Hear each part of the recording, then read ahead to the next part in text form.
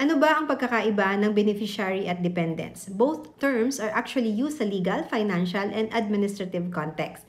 Dependents are individuals who rely on someone else for financial support and care. Typically, ito yung family members who depend on someone for their everyday needs.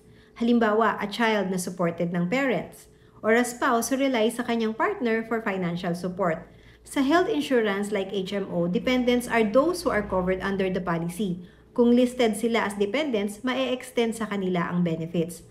Beneficiaries, on the other hand, are individuals designated to receive benefits such as death.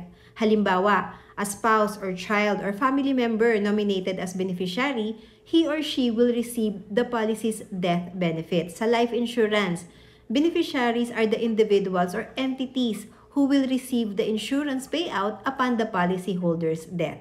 In summary, ang dependent ay ang umaasa sa isang tao para sa kanilang suporta. Ang beneficiary naman ay tumatanggap ng benepisyo sa pagkamatay ng isang tao. I am Cha Castro. Stay safe, stay healthy, and God bless.